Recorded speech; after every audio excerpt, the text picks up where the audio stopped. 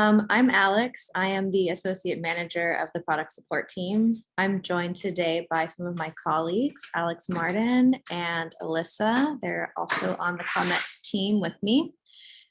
Just to get started, I want to quickly go through some of our event guidelines. We are recording this video, but you will not appear in it, and everyone's audio has been courtesy muted. If you have questions, we have enabled the Q&A feature, and we'll be answering what we can as we go, and we'll save some for the end as well to answer live. If you'd like to enable closed captioning, you can do that by clicking the live transcription button at the bottom of your screen. This is a quick agenda here. We've got our introduction. We'll go through the meat of our presentation, and then we're saving time at the end for some question and answer. So we're just going to go over, a good variety of things today, everything from starting a new group, some tools for engaging your community, getting people to attend those events that you're working so hard to put on, creating events, promoting your group, and then reaching out to our support team should you need any assistance. So to start, I'm going to go through creating a new group. If you're interested in organizing and haven't taken the plunge yet, this is the first thing that you're going to need to do is start your new group. So we've broken it out into 4 steps. The first one is picking a location. You'll need to select a location regardless of if you plan to host only online events. We use the location that you add to target the best members to advertise your group to when we send your new group announcement, and we'll talk more about that later on. The second step is adding in your group details. A clear name and description of your group's mission will give members a good idea of what they can expect from you. And it's also their first impression, so making it transparent is important. We recently enabled rich text formatting in the description field for your group. So this makes it even easier for you to draw attention to the things that you think are the most important, appealing, interesting for your group. So that means you can bold, underline, add italics and bullet points, things like that. As a part of this step, you'll also add topics for your group. Topics are how we suggest groups to members along with the location that they're in. So it's important to choose the right ones that represent your group well. If your goal is to have a lot of members in your group, I would recommend selecting more broad topics. But if you're looking for more of a niche audience, then you can focus on more specific topics. Let's say you're starting a group for animal lovers, then you can include topics like animals and pets, things like that. If you want to really focus in on people who have dogs, then you would add topics related to dogs versus the overarching pet category. Step 3. Is to submit your group. So once your group's information is submitted, the community support team takes a look at your submission to make sure that your group follows our community guidelines. We may write back to you and give you some tips if you're missing any valuable details that we think will help you make your group stand out. Our team is looking to make sure that your group's name, description are clear and members know what they expect when they join your group. So after you submit your group, you'll be able to customize your group's homepage by adding a cover photo.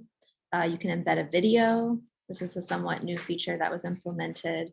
And you can start scheduling events right away, even before our community support team has approved your group. Last step is being approved. So once you're approved, we announce your group to members of Meetup. That's the new group announcement that I mentioned earlier. So those members that we announced to have related topics as their interests. So the topics that you selected for your group help inform us as to which members we should be advertising your group to.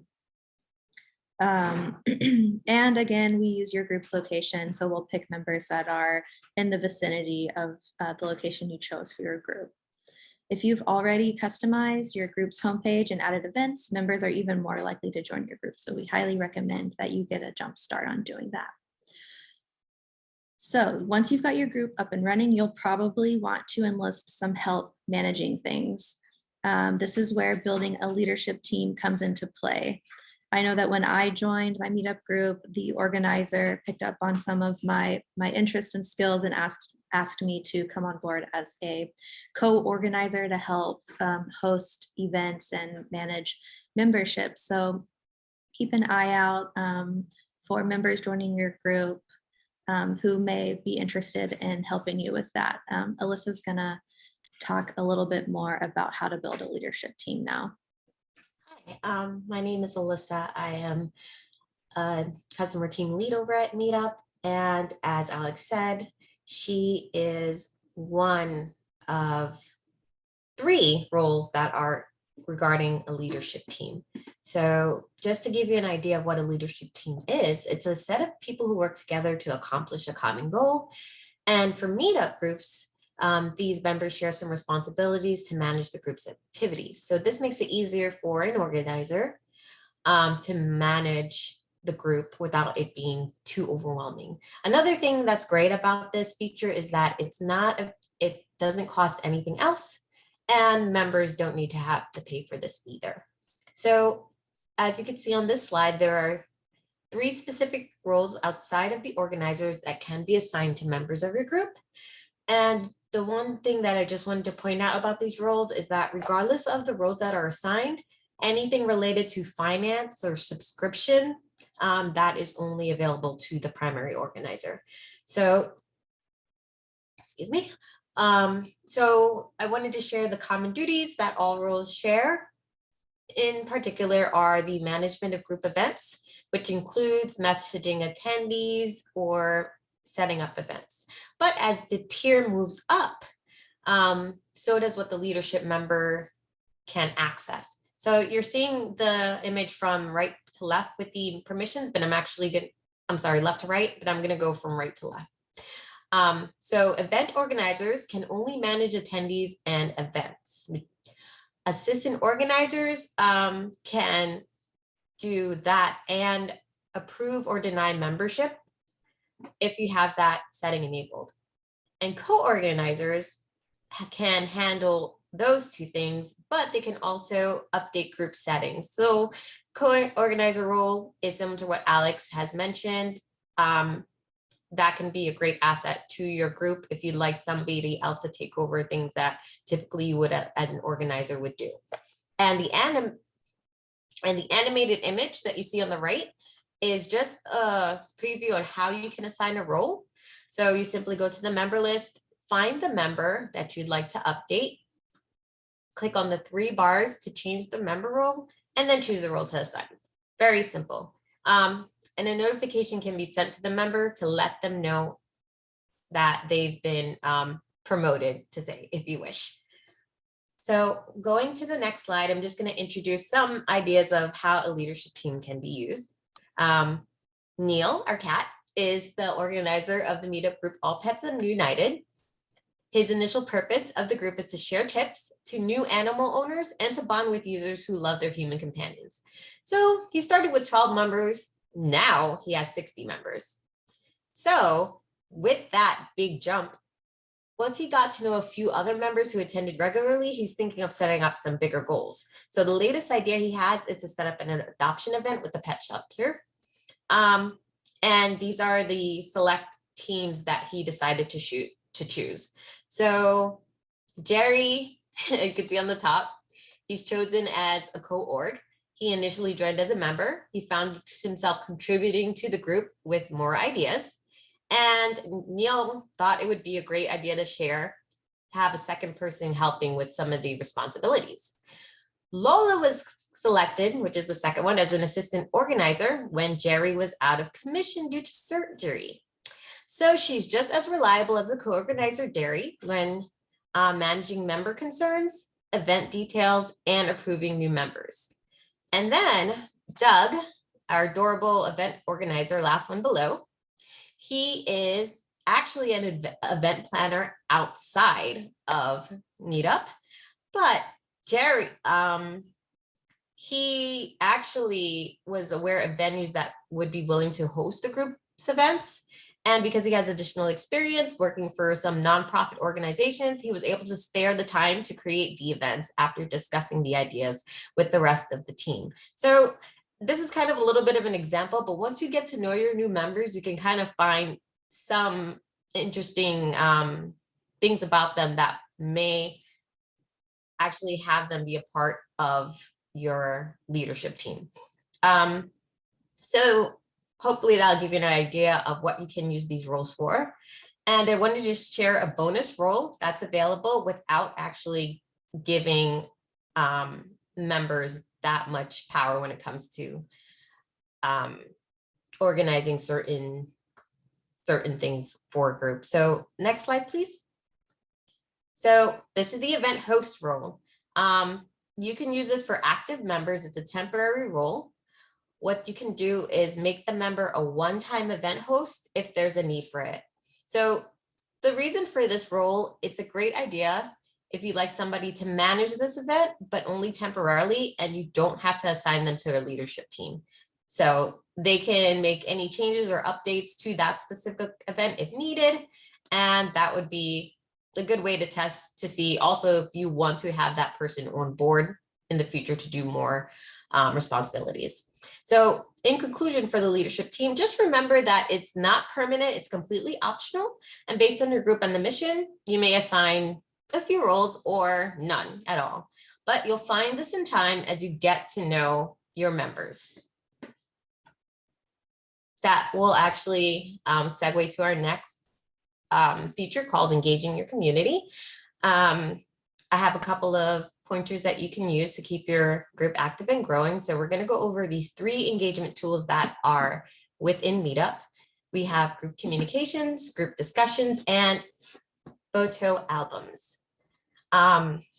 So to start with the community engagement tool, we have the contact members tool, which will allow you to send messages to all your members through the website.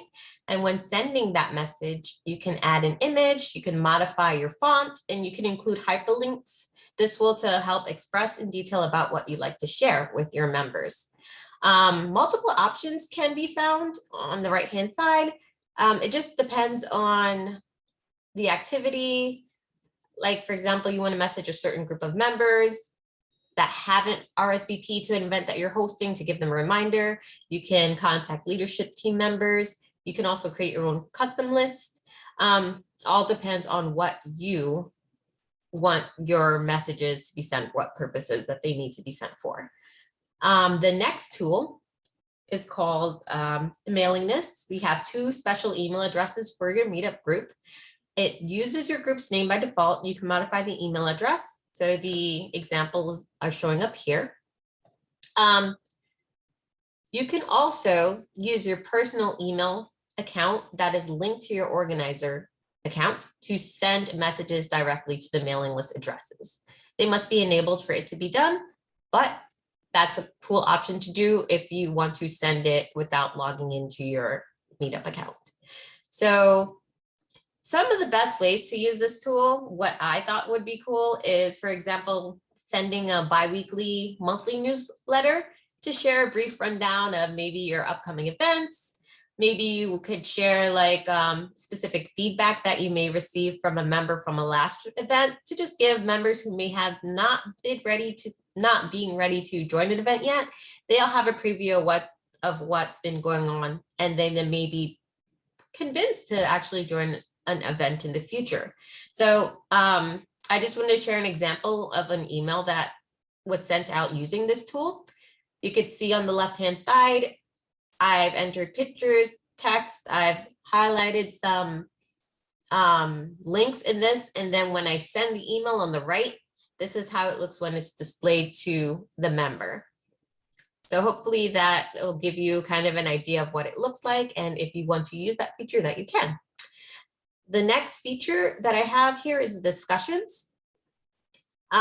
Discussions, that tab is a quick way to chat with all of your members. You may find that members may use this to ask questions regarding your group outside your group's event page. What I think as an organizer, starting a discussion rather than waiting for someone else to post, it would be a great way to crowdsource new ideas that members would like to share. Feedback, or if you want to get ideas for a new event or for something that recently passed, you can ask pretty much anything that you feel that may be relevant to your events in the future. And then you'll also most likely get to know some of your members in this way as well. And that's pretty much it. I hope you enjoyed, and I will You can just say hand it off to Alex and Alex. one of us will take it. Hi, Alex. I know, I was like, which Alex is it? It's going to be me. Yeah. I'll go ahead and take this one. So Awesome. We wanted to highlight some tools that we offer to help offset subscription costs.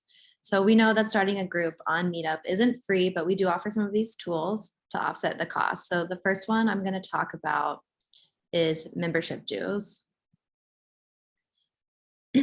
So if you're an organizer in the US, you can utilize the group dues tool, which is integrated into your group. You can use it to set a fee of any amount you'd like to be charged to your members on a monthly or an annual basis.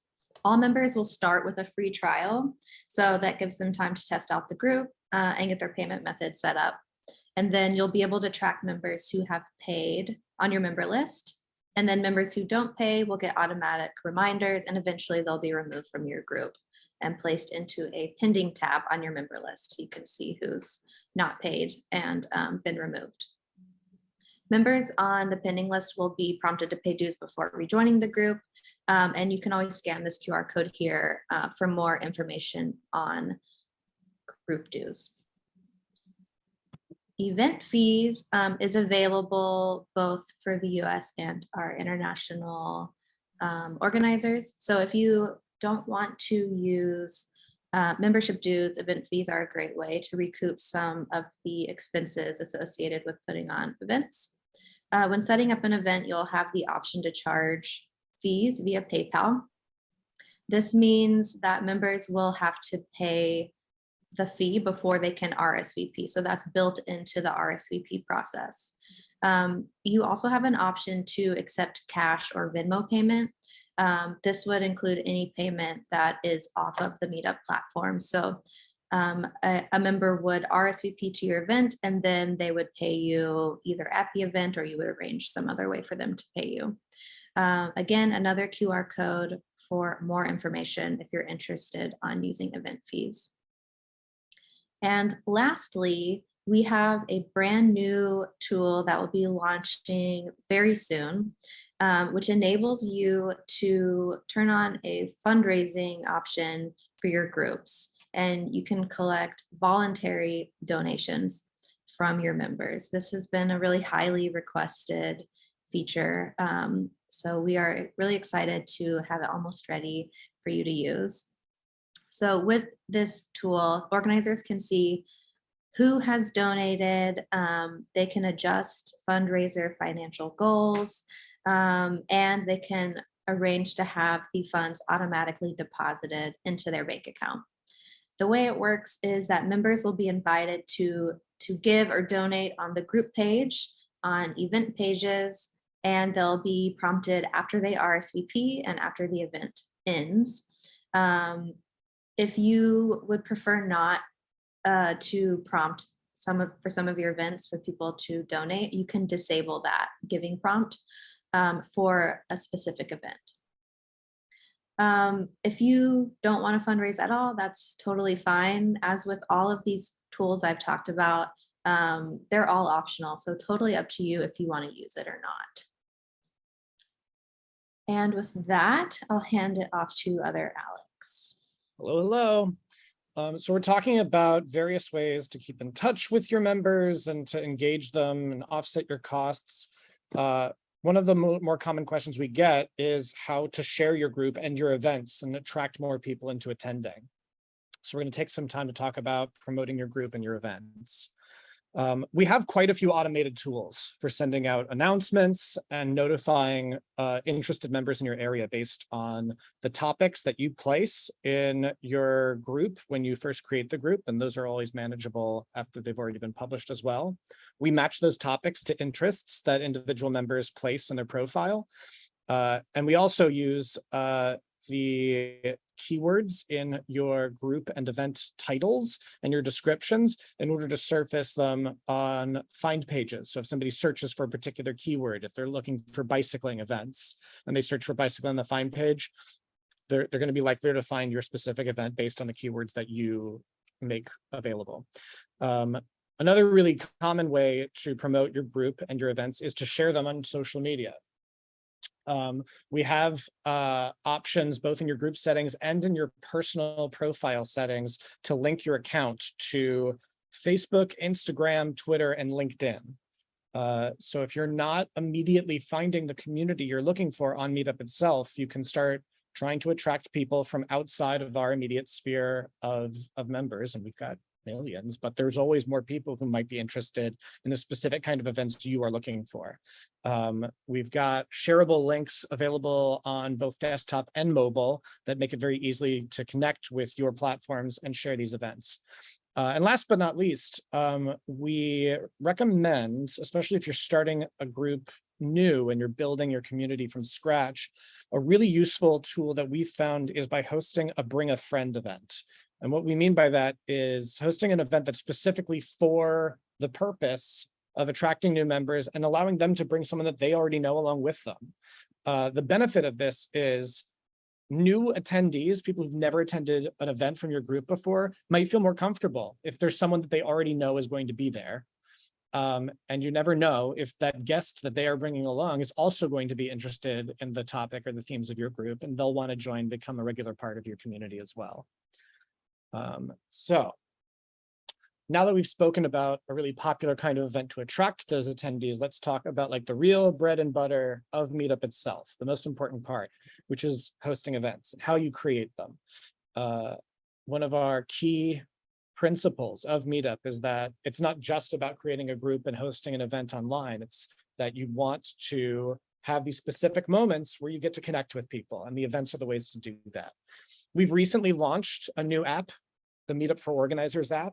It's a specific program that is designed to help you create your events, publish them, edit them while you're on the go. We're really excited about this. It's brand new, and we are trying to make sure that everybody's aware that they can start using it immediately. I've got a video here that we'll start taking a look at. It's going to walk you through the process of how to create an event in the Meetup for Organizers app. We're going to take a look at a specific button you click to start creating an event, excuse me, and the various fields that you will fill out along the way, including the event title, the location, date and time, description, the photo that you can insert for the event, and optional settings. As I'm going through this, feel free to scan the QR code that's currently on the screen. It will bring you to a landing page where you can download the app specific for your device, whether it's Android or iOS. I'll get started on this video now. You'll see a plus icon in the bottom right-hand corner, that red circle. When you tap it, you'll open a menu. The two squares at the bottom will be to copy a previous event that you've already published, but we're going to tap the plus sign on top and create a new event from scratch. And you'll see the fields I was talking about before. We'll start by filling out the event title. Now, this particular event is for a hiking group. So you want to make sure that the title of your event makes it very clear what attendees can expect and uses keywords that they will be likely to find if they're searching for it on our find page.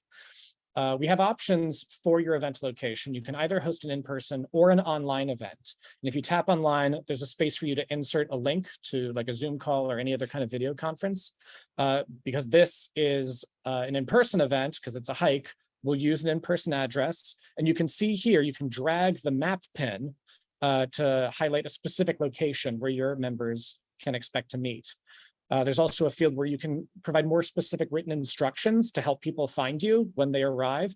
A lot of event organizers I know of like to specify what they'll be wearing, so new attendees know exactly who and what to look for. Next, we'll look at event date and time. This probably seems incredibly obvious, but the reason we're going to talk about it a little here is that once you select the date and time of your event, it's going to unlock some additional features and settings later on in the event creation process, and I'll highlight what those are when we get there. In this case, we'll select a date and time. The time, as you'll see here, is like a military time. That's true of the device and not of the app itself. So you'll want to make sure you understand what time zone and what settings you've got for the clock on your device. Event description. As Alex said earlier in our presentation today, we recently launched rich text formatting, which includes putting in bold text, italic text, bullets, numbered lists, and hyperlinks. So you can format your event description, and you'll see some of the options. We'll try to maximize as many as we can in this particular description. Once you've filled out your bulleted lists or your numbered lists and you've specified what your attendees can expect at this particular event, you can tap the preview button in the top right and see what it's going to look like on the user's end, on your members' end, when they see the event once it's published. And the final, like, absolute required feature here for the event scheduler is a photo. You can select one directly from your camera roll. So we've got an image of Bear Mountain here to upload. Now we get into the optional settings. You can definitely go ahead and publish right away, but if you want to have some more specific things like, say, for instance, COVID-19 safety instructions, which I'm sure we're all familiar with by now, you can tell your attendees whether to expect that masks will be required or vaccinations will be required, whether they can expect this venue will be indoors or outdoors. These particular optional settings help you specify for your attendees what they can expect, and it helps them feel more comfortable in knowing what's going to happen when they arrive. Repeating events is a pretty commonly requested one. I'm going to pause right here and just talk momentarily about repeating events. That's one of those features that will only unlock in the optional settings once you've selected a date and time. Personally, I recommend waiting to set up repeating events until you've already built a pretty strong community that's expecting those repeating events. A lot of times members will see repeating events on a group that they haven't joined yet, and it can be overwhelming and intimidating to know, like, oh, there's already this repeated thing going on. It's a lot easier to attract new members with individual events. And as you saw at the beginning of this video, when you tap that create event icon, you'll have an option to copy previous events. So if the appeal of a repeating event is that you don't have to repeat the same information every time you fill out this form, the copy event button is going to be, I think, a more efficient way of doing that for new organizers. So just wanted to highlight some of the options about repeating events. It's really, really useful when you've already got that strong community that's expecting that there's like a regular Tuesday weekly event or something like that. All right, now we're going to talk about asking members a question. Oh, got ahead of ourselves here. And well, back on repeating event. Great. Okay, so now when your members RSVP, you can ask them a question. In this case, because it's a hiking event, we're going to ask if anybody needs a ride. This is an opportunity to ask if people, like if it's a food event, if people have allergies, if people have special needs and accommodations that you'd like to make for them. It's a way to just collect some information for your benefit about how you can best prepare for this event. Alissa was talking before about leadership teams and event hosts. Here's where that comes into play for specific events. If you'd like some support hosting a particular event, you can search within your member list of your group and select somebody to help. The attendee limit and the guest limit are linked to the concept I was talking about before about the bring a friend events. Again, these are optional settings, but you can determine exactly how many attendees you will allow at the event and how many guests people are allowed to bring with them. That gives you some control over the population and the number of people who are going to be attending. RSVP start and end time is another one of the optional settings that unlocks once you've selected your date and time. It controls when people can RSVP to the event. And last but not least, Alex pointed out that you can collect an event fee. You can either charge directly from the members so that they pay online through PayPal. Excuse me, you can either charge through PayPal, or direct from member means you would collect in person at the event through cash or whatever. Again, totally optional, and you can always publish the event without those optional settings. Now, we filled all of this out, and we can now decide whether we want to publish the event or if we want to sit on this event for a while and decide if there's some other choices we want to make about it. If you decide you want to wait before publishing, you can tap the Save Event link below the red Publish Event button. Saving an event will create a draft. Now, the nice thing about drafts that save onto this app is that when you do press the Create Event icon and you've saved a draft, it will auto-populate everything you already filled out automatically. You can't save multiple drafts on the app, but that is a possibility on the desktop or laptop version of the website. You can save this draft or delete the draft with that menu in the top right-hand corner, depending on what you'd like to do. We filled everything out. We're going to go ahead and press Publish Event. And once that happens, you get this confetti that confirms to you that the announcement of this event is going to go out soon. When you publish an event on the app, the announcement goes out immediately and instantly to your members. If you would like to control manually when that announcement goes out, that's a feature that is available on the desktop version of the site. Like I said earlier, this is a brand new app that we've rolled out. Hearing directly from organizers who are using it and learning what's most convenient and easiest for them in using the app is a huge part of how we'll continue to develop and update this app. So if, say, manual announcement is something that's hugely important for your group, we'll give you options and ways to express that to our product team so we can continue incorporating that into our updates. And then I also mentioned sharing and promoting your events. There's a built-in way to do that here in the app. You can send it through a text message or through email, send it directly to people. Once that's all done, we give you a prompt that starts to collect that feedback. So this is one of the primary ways that we go about learning things that you'd like to see changed, things that seem to be missing, things that could be improved. So that is our walkthrough about creating an event in the Meetup for Organizers app. We will give you a chance again later in our presentation today to scan that QR code and download this app if you haven't done so already.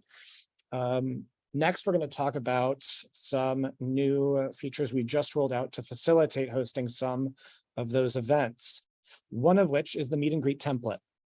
Now, if filling out all of the fields on that event scheduler seems overwhelming and there's a lot of choices to make about it, particularly for new organizers, we've tried to reduce some of that effort for you by creating this template, a meet and greet template. You have the option of editing this meet and greet event template, but it's going to auto-populate a lot of these fields for you so that it helps you get started.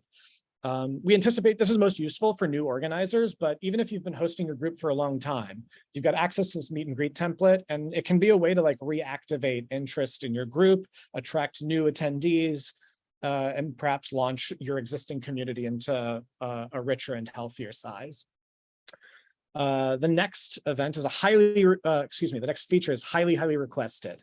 You can now select a particular event, an upcoming event from your group, and make sure that it's pinned on your group homepage so it's designated as a featured event.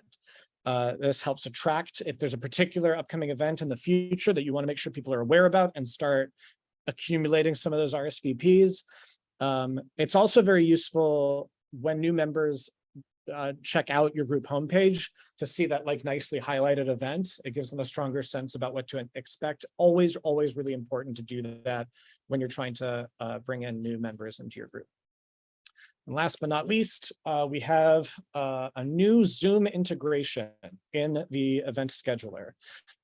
We have partnered with Zoom to make scheduling your online events easier and more convenient. What this means is from the event scheduler, you can click a button that says connect to Zoom. It's going to open up your device's settings. You can give Meetup access to your Zoom account and vice versa, so that as you schedule online events in the future, all you have to do is tap one button and it will auto-populate a dedicated link for your upcoming online event. It's just designed to make things easier so that you can go ahead and publish that event and start meeting with people.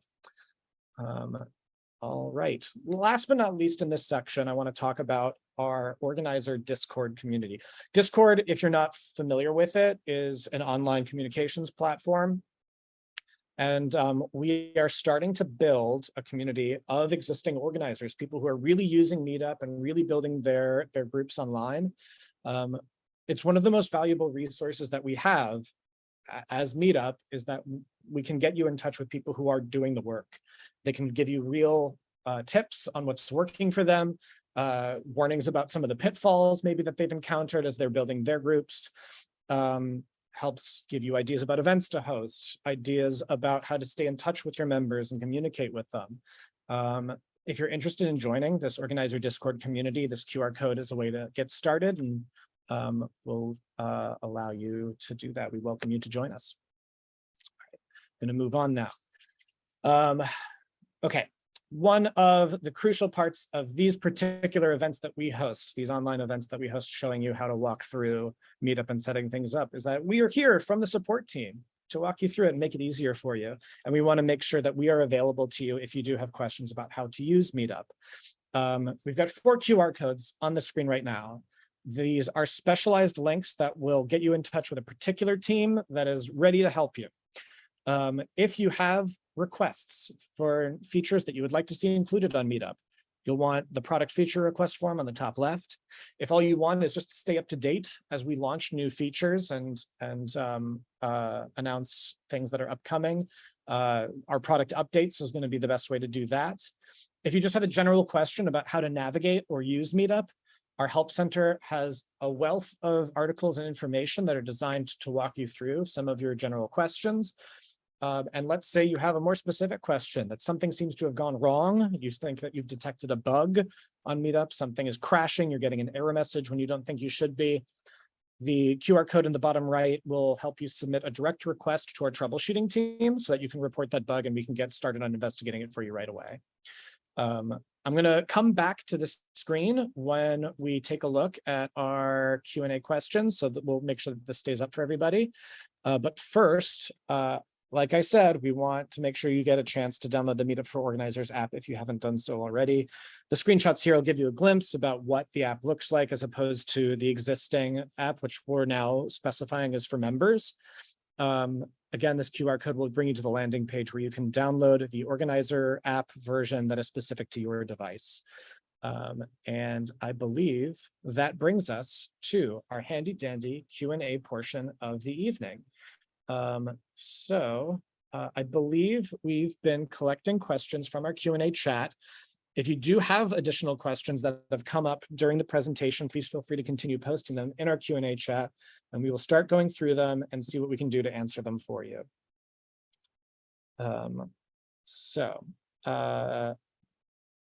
Should I can volunteer the first question, or okay, how do you want to do this, Alex? I want to do it. Okay. Just because I feel like, so one of the questions we have is a long-time group has a problem with people canceling or not showing up to their events. And this is a really common problem. I've been an organizer for a while, and getting people to actually follow through with their RSVP is one of the big challenges of organizing a group. One of the things that I like to do is charge an event fee. Even just a small fee will sort of help people commit to the event and follow through. So you're not going to see people just RSVPing for the sake of RSVPing. They're RSVPing because they are actually interested and want to attend.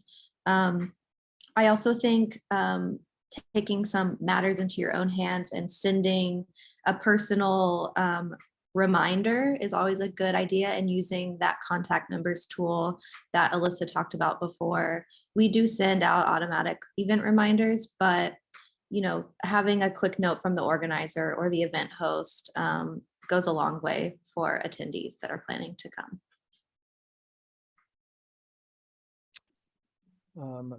I have a question here from Deborah. She says, I have a couple of members who missed paying their dues. Is there some place I can send the request for dues again to them? They've tried to rejoin, but it seems to be stuck in pending, and we have no idea where to try to go and fix it. It's a great question. I think that probably the best thing to do in this case is, if you're in touch with those members, encourage them to contact our support team. We can take a look and see if there's something that's going on in their account that's preventing them from paying.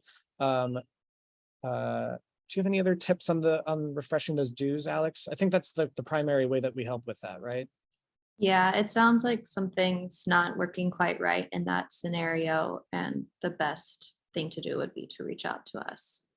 I think that's a general good rule of thumb as an organizer. It's not your responsibility to fix things that your members are struggling with. the best thing that you can do in that situation is to refer them to our help center and have them directly contact us for support. Because 9 times out of 10, if something's going wrong on a member's end, it's something specific to their account.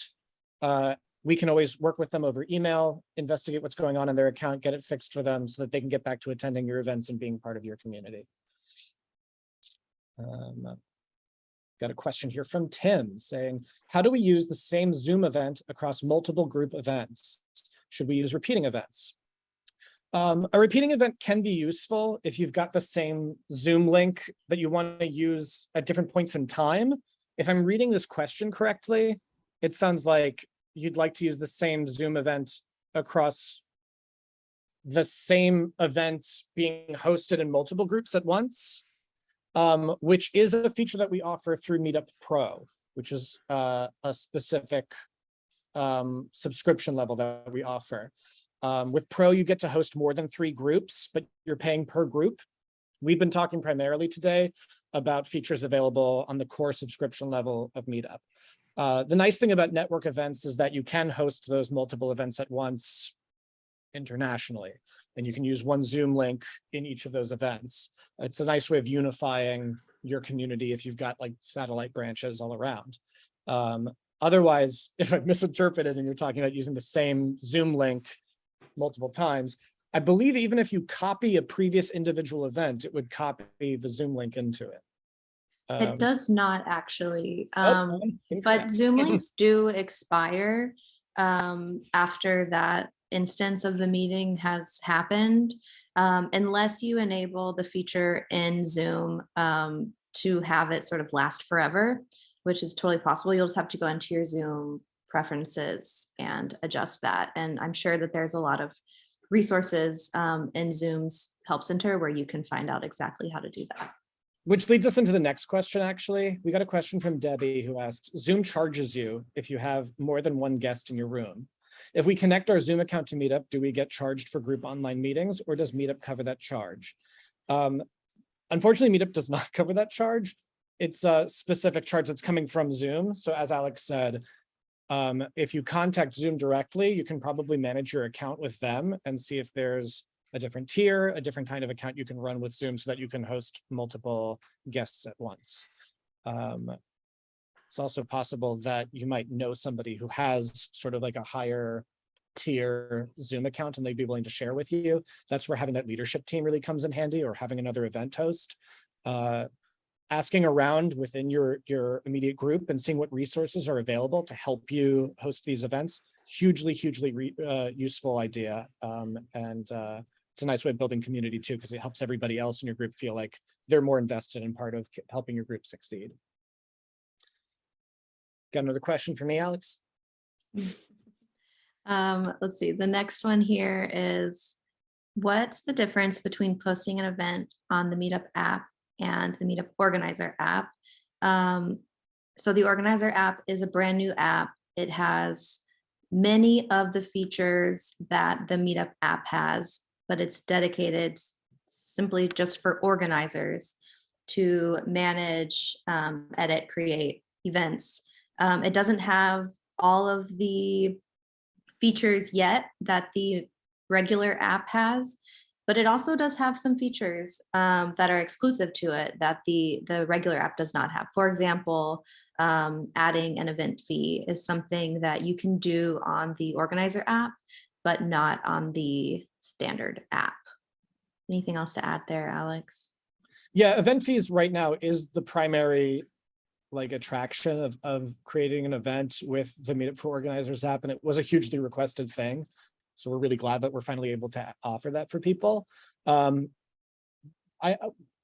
We do offer the feedback survey and the feature request form that is currently available on the screen. These are hugely important to us. It's our way of hearing directly from organizers who are using this app to learn what parts of using the other app or using the desktop version of Meetup that you'd like to see prioritized in the new version, the new Meetup for Organizers app. So it's useful. Yeah, I would say the goal is for the Organizer app to eventually, it is brand new, so we're still working on it, Eventually that app will have everything from the standard app plus more, and it should be your one-stop shop for managing and creating events. Donald asks, if I collect dues for a group, how does the money get to me? Is it through PayPal? I got this one, dear friend Alex. Take it, Alyssa. Okay, so with this, if you are an organizer in the US, the way that we collect dues is through Stripe. We have integrated with Stripe specifically. Once a member pays their dues, you are prompted to verify your Stripe account, and then you will enter your bank account information. And once members make their payment towards their dues, it will be transferred to your account. That's how we collect dues payments on Meetup. Hopefully that answers your question. Outside of that, it's currently only available in the US. But I think if you're outside of the United States, you can set up optional dues with PayPal. Thanks, Alyssa. I've got 2 questions here from Charlotte, and I'm going to try to tackle them both. First, Charlotte asks, if I have the same event simultaneously running, one in Los Angeles and the other in another location, does that take up 2 groups of the 3 I get with my membership? This is an excellent question. Groups and events it's worth thinking about them separately. You create a group, the group is created in one location. Each group hosts events. So it's the groups that take up the 3 slots in your subscription. You can create 3 groups at once, and each of those groups can host an unlimited number of events. I would not recommend hosting events at the same time unless you've got healthy leadership teams supporting you with that. But yes, you can host the same event simultaneously across multiple groups, and it won't affect the 3 slots of your subscription. So that's question number 1. Question 2 is, when we say app, if you don't want to operate off of your phone and want to use your computer, how do you do that? Great question. Go to meetup.com, log in with your account credentials using the same email address and password that you would use to log into the app. You'll have access to all of the same tools. You can open your group on the Meetup website. There's a handy dandy button right there that says create event, and you can get started filling out the exact same event scheduler form with the same fields, the same optional features. It's in some ways you'll have access to, like I said, you have access to manual announcements, things like that. So everything that's available to do in the app, you can do on the computer if you prefer. The primary help about doing it on the app is if you're on the go and you're trying to like manage your events while you're out and about, the accessibility is now there for you.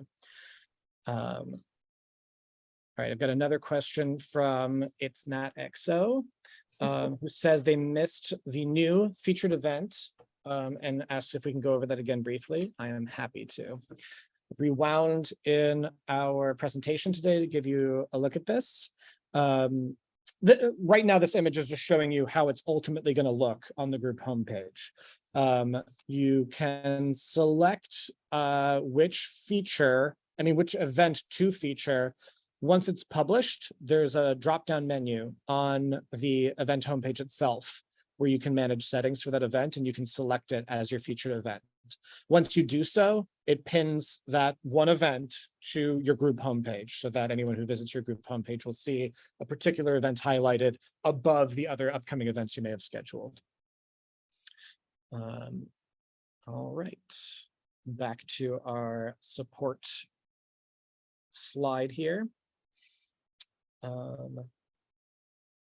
Angela asks, if I don't have an actual photograph for an event, what other options do I have?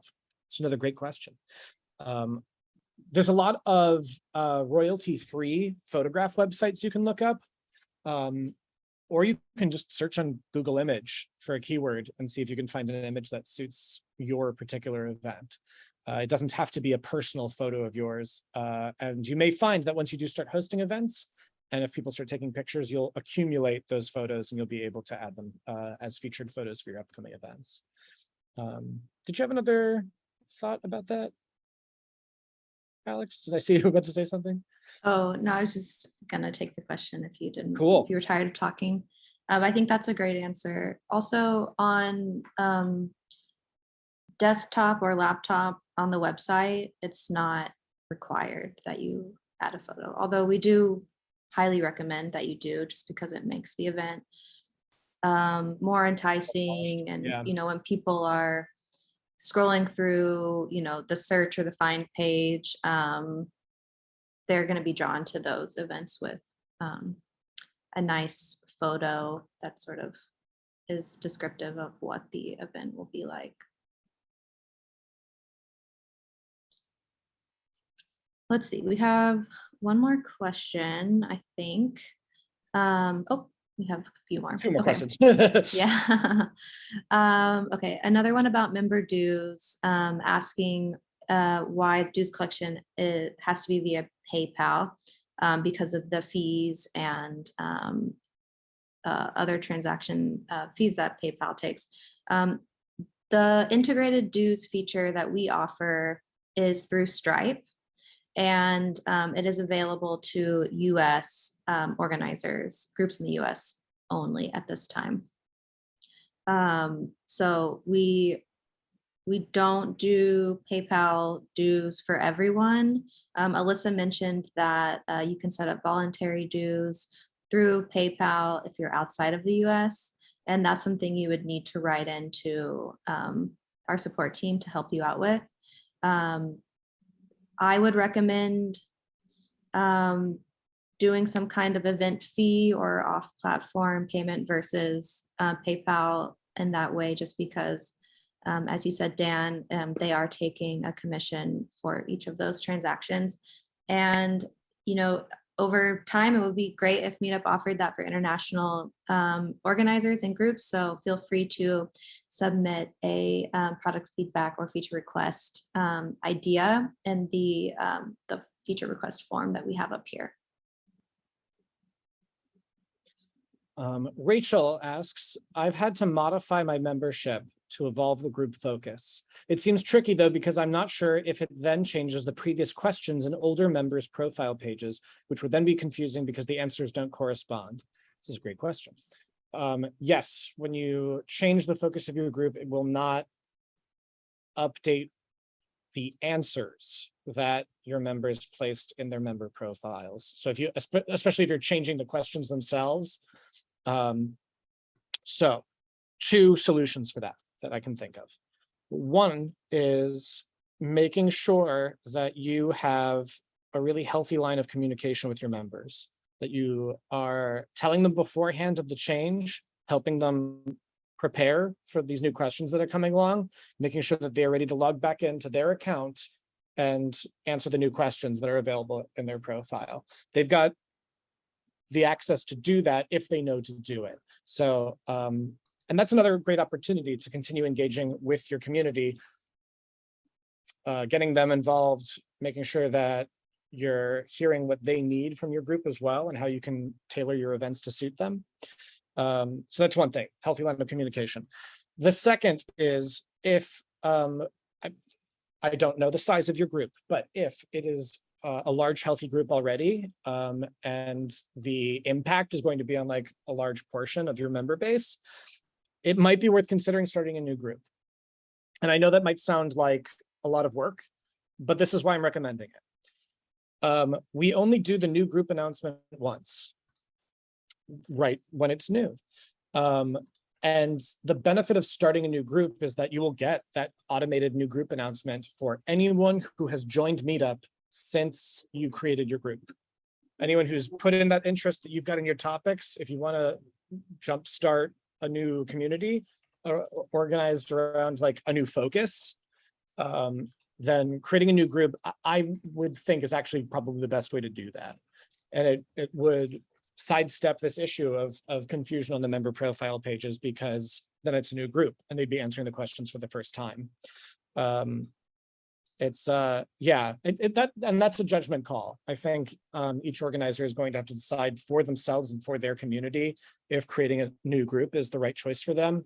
But I would say don't be afraid to try starting a new community because you never know who you'll actually be able to reach this time and how wide that net's going to be. Cool. All right. I have one. I found one from Charlotte Gray. She wrote that she needed clarifications for groups. I currently have a group in Los Angeles and I want to duplicate it in another state. And I'm thinking running events simultaneously. In other words, it is the same event that I would like to address to both locations at the same time. So this means I would have 2 groups, right? The answer to that is yes, you would need to create another group in that location. The only one thing I would just mention is that if you're doing it in another state and you plan on having it being local or having in-person events, if you know anyone in that, I most likely would recommend like adding somebody in that area to your leadership team so they could also help manage that event in that location. Preferably, it's always good to run events where you're mainly located, but if you want to expand, it's also good to expand members in that area and have them on your leadership team to help manage it when you're away. So anything else you guys like to add there? Depending on how many simultaneous events you would like to host at one time, that might be an opportunity to take a look at Meetup Pro, which you can start learning about by going to meetup.com/pro. We offer a free trial. Like I said, it's a per group fee for that subscription tier, but you do get access for additional tools for managing a wider community of groups. There's statistics tracking, and then, like I said, there's the network events so that you can host multiple events simultaneously in different locations with the same Zoom link. Great question. We have time for one more. Yeah, I can start. I think we probably all would have a tidbit or two to say about this kind of question. So it's a group that's been dormant for 2.5 years. There's a lot of members, but not a lot of interactions from those members. And so how do you like sort of restart the group in that case? I think a lot of groups are finding themselves in this position after the pandemic and taking a break. So the best way that I can see to do that, there's 2 options. So Alex sort of mentioned the route of start a new group, which will get you that new group announcement. And it'll just get some fresh membership, and you can let people in the old group know that you're doing this and they can join that group if they're still interested. Otherwise, if you want to do the work to revitalize your older group, I would say start scheduling events, show that the group is active, send out newsletters, just, do as much as you can on the group's page to show that you're up and running again. It will take time for sure for members to start, receiving your emails, visiting your group, RSVPing to your events, but it will be worth it once you get it going again. Anything else to add on that? Yeah, I just to reiterate something I said before, I get it's so frustrating. You have an existing group, you have the members. How do you get them to participate more? It's a judgment call about whether or not you want to create that new group and get the boost of that new group announcement. But ultimately, even if you do create a new group, like what if you find yourself in the same situation again? And something that I've learned from organizing is you get what you put into it. The more you're investing in communicating with people, schedule it, making sure that you have like a calendar of unique events coming up so people get an idea of the variety of things that they can do in your group. You might not get the quantity of attendees that you're hoping for, but you'll get better quality of attendees and a stronger community, people who are more likely to turn up. I've found a lot of value in that personally. So I hope that's useful and clarifying for you. I think that's it for time today. Thank you all for joining us today, and for your questions particularly. It's really great to share what we've got going on with you and help everybody build their communities. We've got on the screen now a QR code for the Keep Connected podcast with our CEO, David Siegel. You can subscribe now. There's interviews, there's announcements about upcoming stuff that Meetup's got going on. It helps you stay in the loop about some of the stuff we're most excited about right now. Anything else you'd like to add, Alissa, Alex? No, thanks everyone. Thanks a Yeah, lot, thank guys. Bye. Take care.